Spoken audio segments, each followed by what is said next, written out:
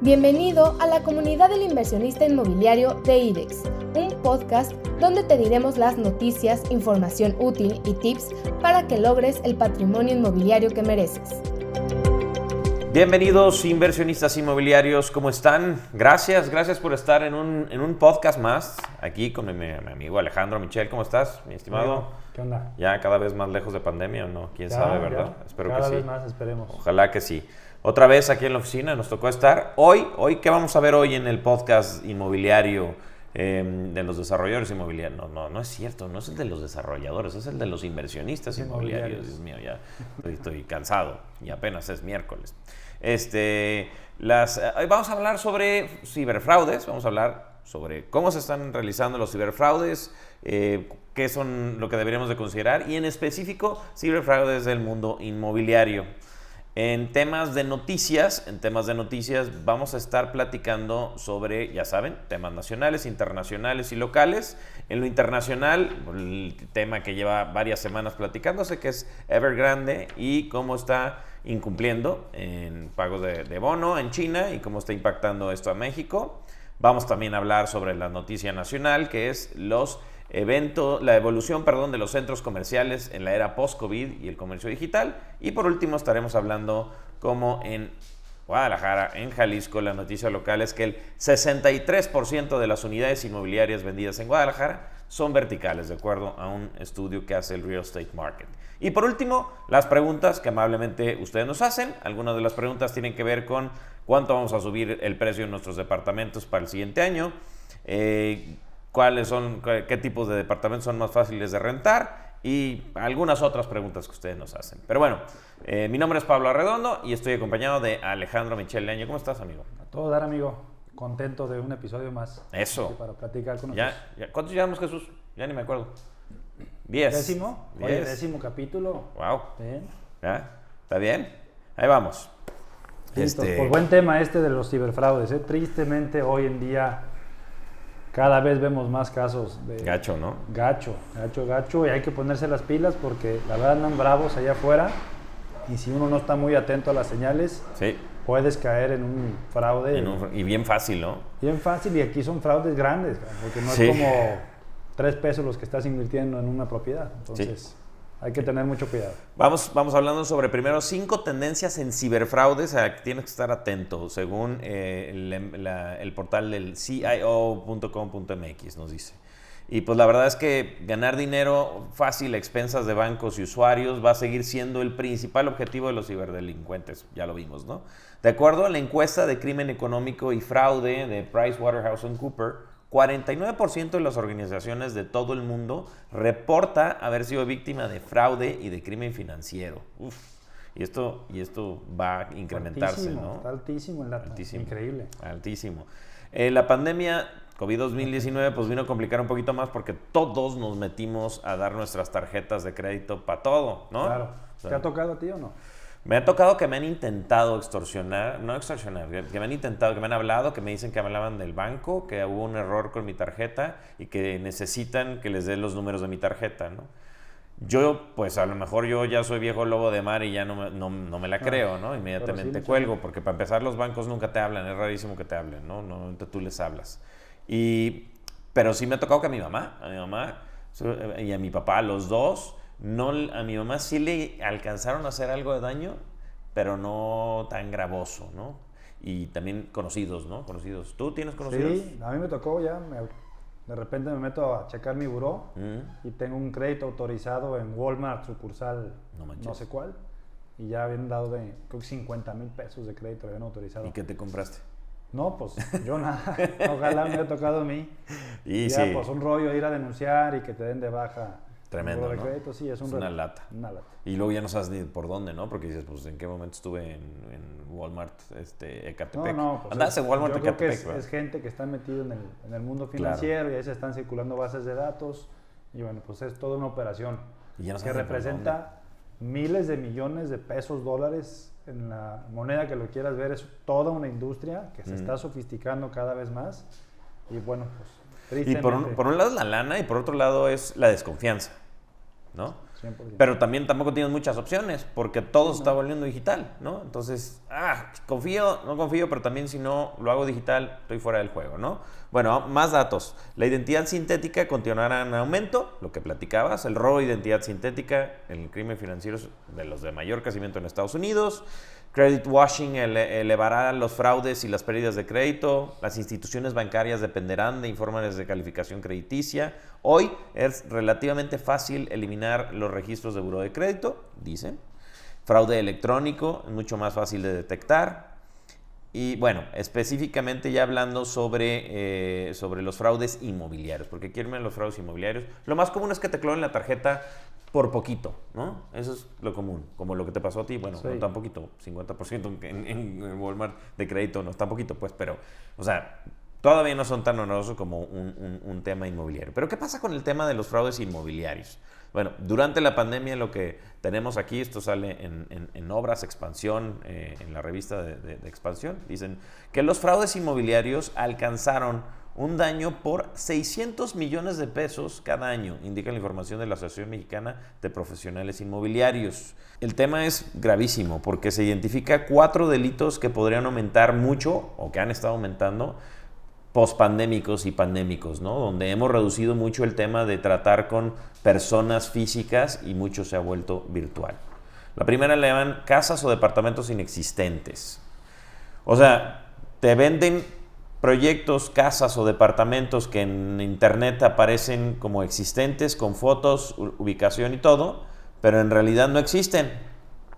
Y hay gente que confía en todo el portal y el proceso, y al final, pues nada, que el lugar no existía y tú ya diste anticipo o algo y ya te fregaron, ¿no? Entonces, esa es una. La otra, condiciones no especificadas en el contrato. Es posible que la información prometida o acordada por teléfono, correo electrónico o chat haya quedado clara, pero no se haya especificado en el contrato, por lo que un asesor debe revisar a fuerza el documento, porque si no, tú quedaste que sí, no revisaste el documento final que firmaste y lo que habías quedado con el inmobiliario, con el que te vendió la casa o el terreno o lo que fuera, pum, a la hora se cayó, ¿no? Y todo por dejarlo la clásica letra chiquita del contrato, ¿no? Documentos falsos. La plataforma inmobiliaria explica que este es el fraude más común. 60% de los ilícitos relacionados con estafas inmobiliarias tienen que ver con que se dan documentos falsos, no son dueños del terreno, del departamento. Importantísimo trabajar con un notario, ¿no? Serio.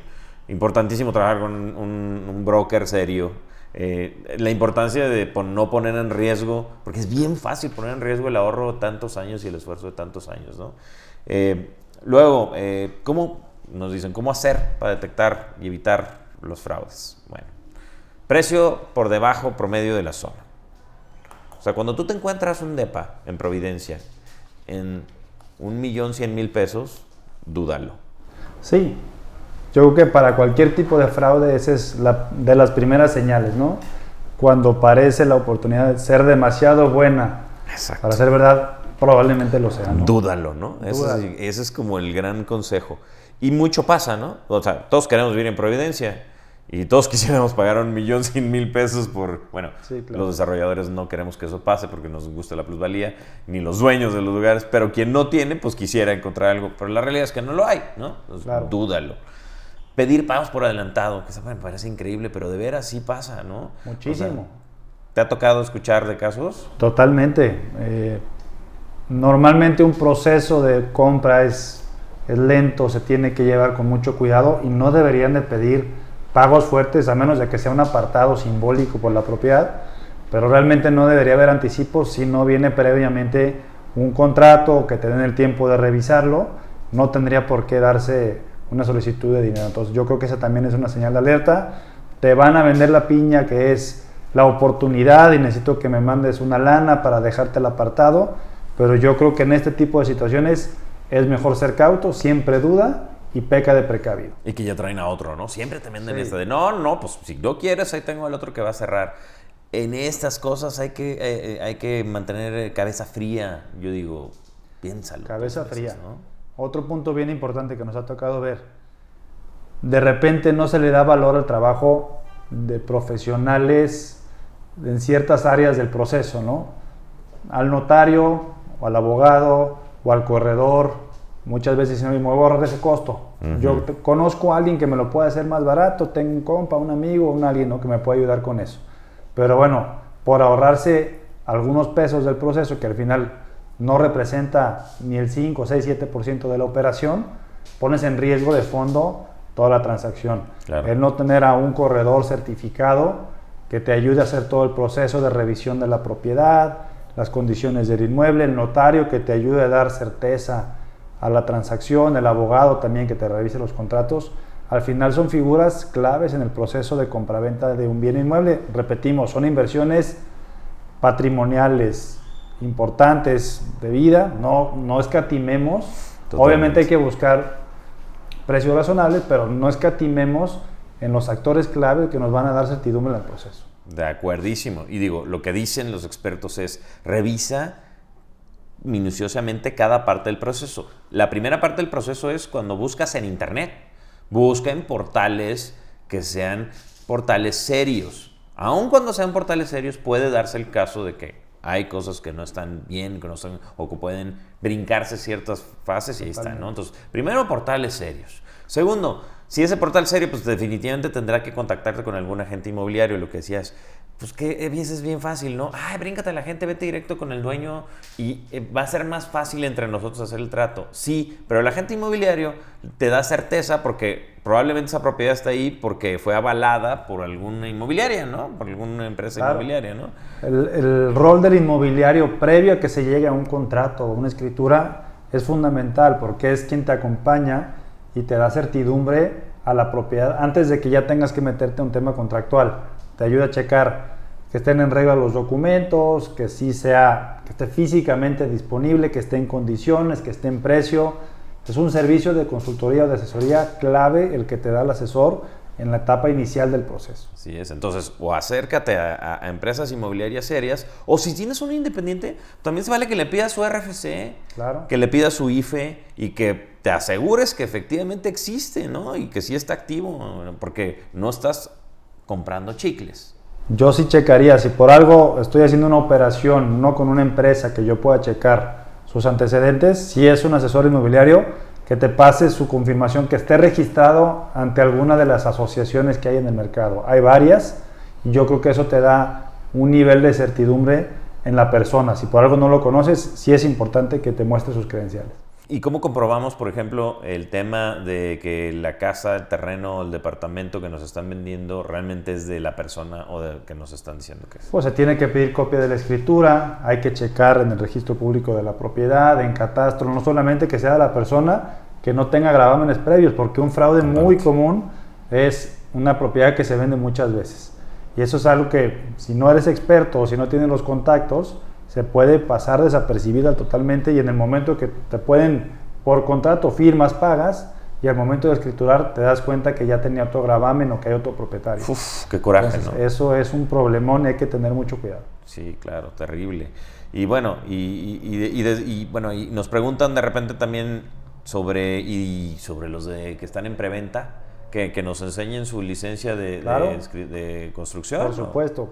Para los proyectos que están en preventa, definitivamente hay que tener acceso a la licencia de construcción, que te valide que el proyecto que están vendiendo pues esté de acuerdo a lo que está permitido dentro de la licencia, para que no te vendan espejitos o y la licencia se consigue aparte demostrando que realmente tienes derecho sobre la propiedad, ¿no? Totalmente. Ya para que una empresa tenga un documento como una licencia de construcción a su nombre, pues tuviste que haber demostrado primero que legalmente eres el propietario y segundo que el proyecto cumple con todas las especificaciones y reglamentos que marca la norma. Oye, ¿y como el cuánto tiempo de que empieza un proyecto en preventa? Porque tú y yo lo sabemos, ¿no? O sea, hay todo un proceso en proyectos de preventa.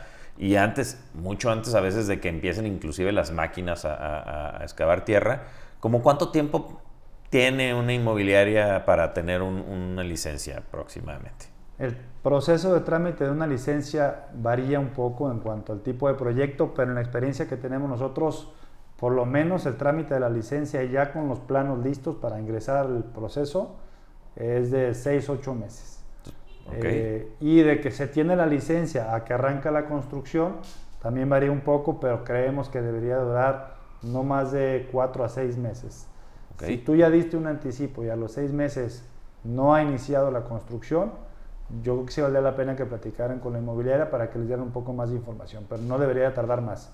Siempre empieza antes la preventa que lo que es la construcción. Exactamente, pues sí, para que agarras el mejor precio por metro cuadrado. Pero entonces lo que tendríamos que cuidar es checar primero con qué empresa estamos haciendo negocio. Segundo, pedir que nos den acceso a cierta información básica, como puede ser la licencia de construcción, que ahí se avala el poder ya tener o generar contratos de preventa.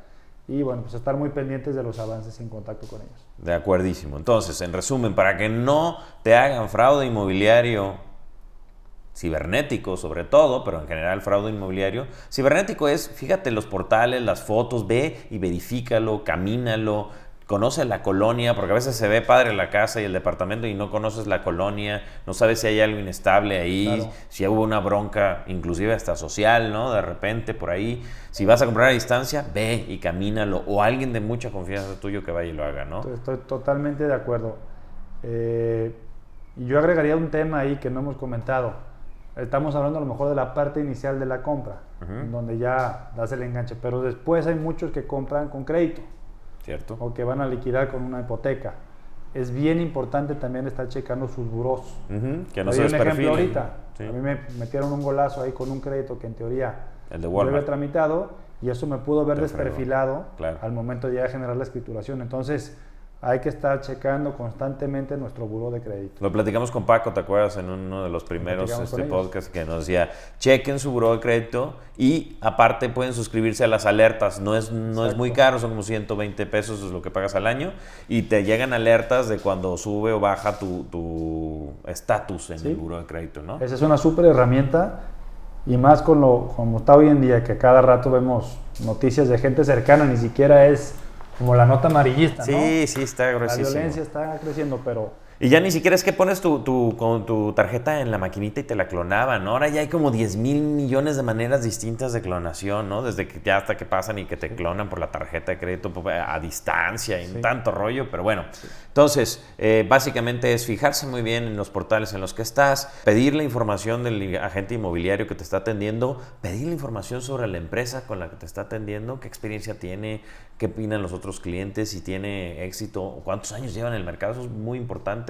Y ya en lo más puro del asunto, entender que específicamente en preventa no siempre se tiene el permiso de construcción en las primeras etapas, pero se tiene que tener. Sí, claro. Si todavía no tienen, asegúrate que sea una inmobiliaria seria, que ya haya hecho otros proyectos. Si no, pues hay que pensársela siempre, ¿no? Yo creo que el proceso de compra en bienes inmuebles va muy ligado, 1, a la confianza y 2, a la experiencia de con quién estoy haciendo negocio. Claro. Aplica desde en dónde estoy sacando mi información, con quién estoy checando posibilidades de proyectos o negocios o departamentos, quién es mi asesor inmobiliario, quién es mi abogado, quién es mi notario. En la medida que nosotros busquemos empresas consolidadas, es probable, o es mucho más probable, que tengamos éxito en las transacciones, ¿no? Si queremos cortar esquinas, de repente caer en oportunidades que parecieran de oro, que se van a ir rápido, ahí, y no solamente en lo inmobiliario, aplica en muchas industrias, pero ahorita en lo que estamos predicando nosotros, como dicen en Estados Unidos, there's no free lunch. Exactamente. O sea, hay que tener mucho cuidado y hay que acercarnos con gente que tenga mucha experiencia y credibilidad en el mercado. De acuerdísimo. Bueno, entonces pues ya saben, protéjanse de los ciberfraudes y de los fraudes en general inmobiliarios y pues tómenselo en serio. Ahora, cambiando a otra parte, pues vamos a hablar de noticias. Estas son las noticias inmobiliarias. En noticias internacionales, pues la que más ha sonado en el último mes y medio, creo yo, es la de Evergrande, ¿no? ¿Qué tal este tema? Donde la empresa debió de pagar intereses por $47.5 millones y ha incumplido con pagos de bono. ¿Qué sabes del tema, Alex? Pues un temazo, ¿no? En el sentido de que ha hecho mucho revuelo en los mercados, genera desconfianza hasta cierto punto en el consumidor. Yo creo que es importante que hagamos la tarea, que investiguemos un poco más. Claro que es un tema importante, que ha estado generando bajas importantes en la bolsa en las últimas semanas por esta noticia. Estamos hablando del jugador más importante es enorme. Inmobiliario en China, que es un país enorme. Sí. En algunas de las notas que me pasaban como referencia, creo que esta empresa vendió en los últimos años 3 veces más cantidad de viviendas de todo lo que se hizo en Ciudad de México. Entonces, nomás para que dimensionemos la escala de la empresa. Obviamente, el que se generen incumplimientos de pago, pues pone a cuestionar si sobre todo hay una burbuja inmobiliaria y si es sostenible el mercado. Yo creo que en esta ocasión está muy focalizado en el mercado chino. Ok, no como pasó en el 2008 con el famoso caso de los Lehman Brothers, ¿no? Yo creo que a diferencia, en 2008 sí fue un tema en cuanto al sistema global inmobiliario. Hoy estamos hablando de un problema muy focalizado en China, que inclusive he escuchado opiniones al respecto, que fue generado por el mismo gobierno chino para hacer una limpia en ciertos jugadores que había en el mercado. Órale. Entonces es una autocrisis que se está generando para limpiar ciertas personas que estaban metidas en el proceso, que probablemente ya no tenían mucho futuro. Entonces, porque obviamente una empresa como Evergrande no puede incumplir por el impacto que representa a China, porque también estamos en medio de una guerra comercial importante. Pero abiertísima, ¿no? Es una señal de debilidad importante del gobierno chino. Claro. No hubiera permitido que se generara el cumplimiento, porque de todos modos lo va a intervenir y va a ayudar a que se rescate. Por el tamaño de la empresa, vamos a ver algo similar a lo que hizo Estados Unidos en 2008. Va a entrar lo mismo. El gobierno chino creo que representa el 3% del PIB. No es tampoco como que esté todo en riesgo por esta empresa. Claro, ¿no? Entonces, la van a rescatar, y yo creo que hay otras lecturas también políticas, pero lo que sí estamos seguros es que no seguros, pero creemos que no va a contaminar el mercado global y en este caso México en el mercado en México, porque no va a afectar a la banca, que al final del día es uno de los jugadores importantes. La banca está muy sana, y por otro lado los precios de los departamentos, casas aquí en México, pues no tienen una liga directa en este momento con el mercado chino. A lo mejor algunos insumos sí puede pegar, ¿no? Digo, si lo combinas con el tema inflacionario y el tema de la crisis que platicábamos con Juan el otro día de tema de, ¿cómo se llama? De movimiento de mercancías y las cadenas de producción, ¿no? Las cadenas de producción, etcétera. Sí, definitivamente, ¿no? Pero a lo mejor puede haber un impacto positivo en el sentido de que hoy había mucha gente invirtiendo en China, que dice, pues a lo mejor China está teniendo sus broncas. Vámonos a ver a otros mercados. Vamos a ver otros mercados, y creo que ahí se puede ver beneficiado en México con Claro, totalmente. Digo, aquí en Expansión dice que la diferencia estriba especialmente en el factor espacial, debido a que influye considerablemente el caso que nos ocupa. Toda vez que en contraste el mercado norteamericano y el chino tienen muchas menos conexiones con los mercados financieros internacionales actualmente. Respecto al impacto del caso Evergrande al sector inmobiliario en México, dice que es tan positivos, ¿no? Porque en México este sector es sólido, lo que decías, representa el 11.7% del Producto Interno Bruto del país y ha traducido en una opción estable, y esa es la verdad, a diferencia del 2008.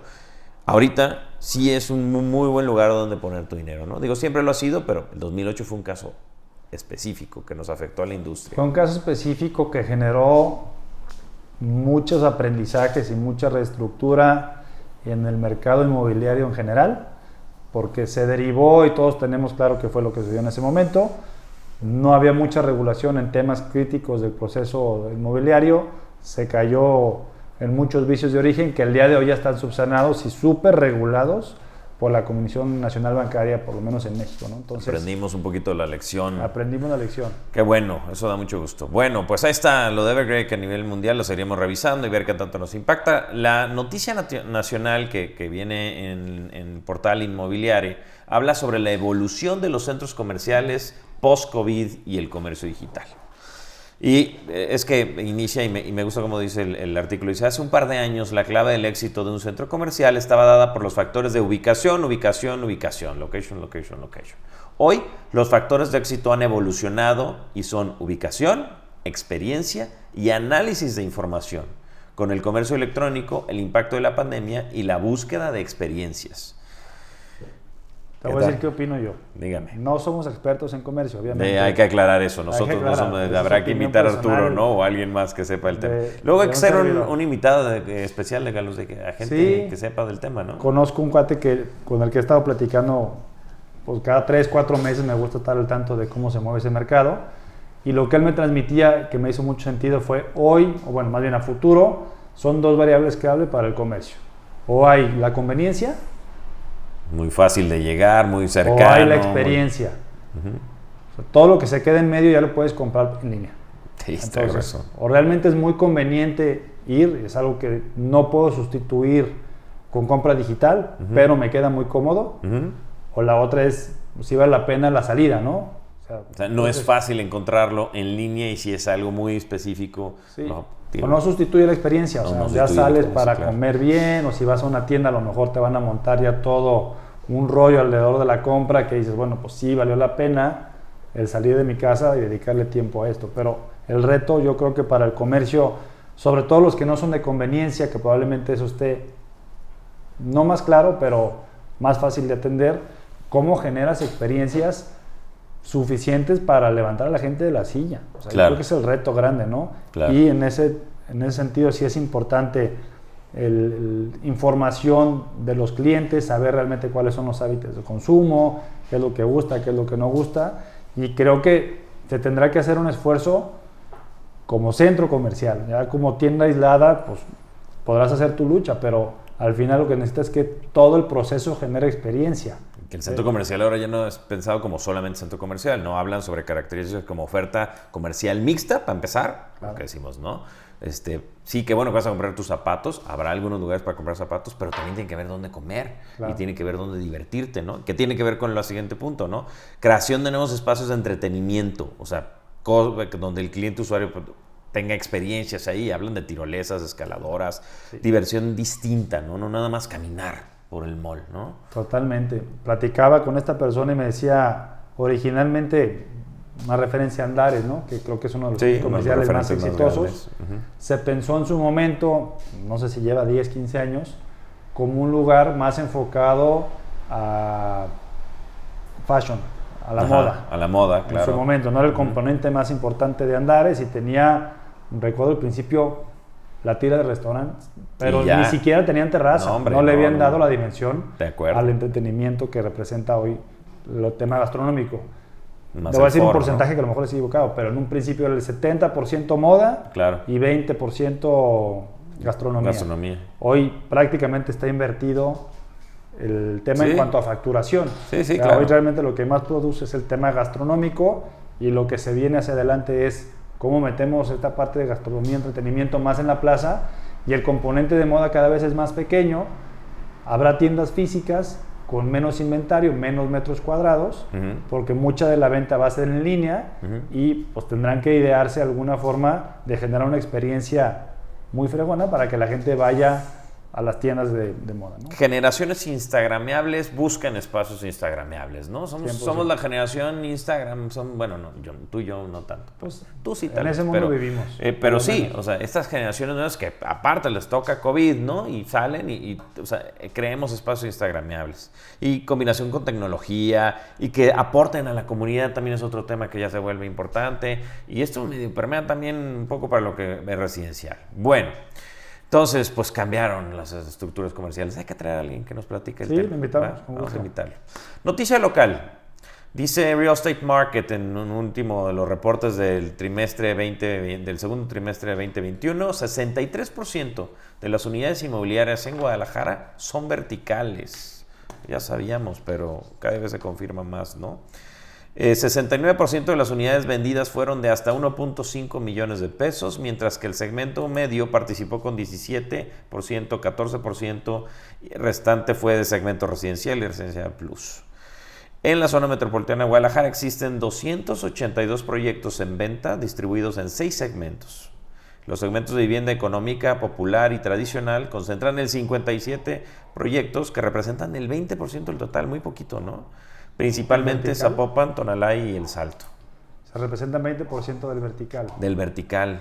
Hay que ser realmente ese mercado no ha explotado al 100%. Si te fijas, sí es una buena parte del consumo, pero no, ese segmento no ha evolucionado al 100% en lo vertical, porque ha habido ciertas limitantes tanto en permisología, pero yo creo que el reto más fuerte es el modelo financiero. Sí. O sea, cómo tenemos que estructurar estos proyectos, porque al final del día pues tiene que ser viable. Tiene que ser financieramente viable, tiene que haber negocio ahí. Entonces, yo creo que es algo que los desarrolladores seguimos. Y gobierno, analizando. ¿no? Yo creo que también gobierno le tiene que entrar. Gobierno y tiene que entrar el sector inmobiliario. Pues ahora que hablemos con Checo, que creo que ya pronto vamos a hablar con él, o sea, hay que preguntarle, ¿no? Hay que preguntarle. Sí, Checo Barrera va a estar con nosotros en la próxima edición. Bueno, entonces, pues sí, Guadalajara Vertical. Esas son las noticias hasta ahorita. Vámonos con las preguntas que nos hacen ustedes a través de las redes sociales. Preguntas de los inversionistas. Pregunta Armando Rábago Hernández a través del portal de Facebook de IDEX. Nos pregunta lo siguiente. ¿Cuánto planean subir los precios de sus departamentos para el 2022? No es una pregunta que tenga una respuesta directa. Nosotros tenemos nuestra estrategia de incremento de precio en base a las absorciones que van teniendo los proyectos. Si se genera una absorción acelerada, pues el incremento será mayor. Si se genera una absorción intermedia, pues el incremento será menor. Eso es para proyectos en curso. Lo que sí estamos viendo para proyectos nuevos, hoy que estamos viendo incrementos en ciertos insumos del 20, 30, 40, 50%, proyectos nuevos, precio de arranque de un proyecto nuevo 2022 contra precio de arranque de un proyecto nuevo 2021, por lo menos tendrá que tener un 8 o 10% de incremento, por lo menos. Ahí está. Y si traes ahorita ahorros y si tienes ahorita posibilidades de pedir un crédito, lánzate ahorita a comprar. Si tienes la posibilidad de hacerlo hoy, la recomendación es que aproveches de una vez. De una vez. Y no es que yo quiera meter aquí hilo para sacar hebra, pero en nuestro proyecto de Aladra, este mes empezamos con un proyecto de contados, departamentos desde 1,959,000 pesos, pago de contado. No lo vamos a tener mucho tiempo, 15 de noviembre bajamos la promoción. Para aquellos que tienen ahorros, aprovéchenlos, es preventa, mejor metro cuadrado en el norte de Zapopan. Nos pregunta Lorena Sartucci Almeida a través de Instagram, ¿qué tamaño son los departamentos que son más fáciles de rentar en Guadalajara? En nuestra experiencia, lo ideal son las rentas que están abajo de 20, 25 mil pesos. Deben de ser departamentos por los metros, yo creo que en 200 pesos metro en promedio debe de andar un precio. Entre los chicos se rentan más como a 250, los grandes se rentan 150, 180 pesos metro. Pero la recomendación, si quieres invertir en un departamento para renta, asegúrate que su renta estimada esté por debajo de los 20 mil pesos y que tenga la mayor cantidad de recámaras posible, que yo creo que es un factor bien importante para los clientes que están rentando hoy en día, que muchos son parejas jóvenes que probablemente tengan hijos, entonces esa segunda recámara es importante. O roomies que también están buscando entre 2 o 3 poder rentar un departamento y poder independizarse. Entonces esa sería nuestra recomendación, debajo de los 20 mil con la mayor cantidad de recámaras posible. Ahí está. Y luego nos pregunta Pedro Antonio Gómez Romero por medio de de LinkedIn, nos pregunta lo siguiente: ¿tendremos alguna promoción para final de este año? Sí, la acabamos de platicar y vamos a estar viendo qué otras promociones tenemos para los proyectos vigentes. Acérquense a IDEX para preguntarlo.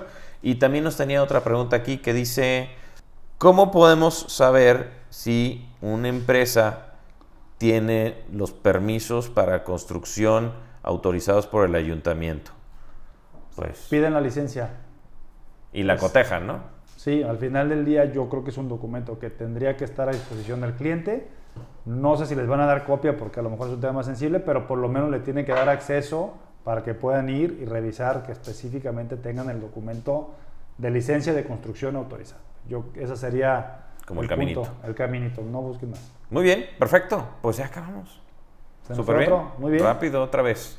Pues muchísimas gracias. Gracias por acompañarnos nuevamente en el podcast. Gracias, Alejandro. Nos vemos en el siguiente podcast. Vamos a estar hablando con Checo Barrera el próximo podcast.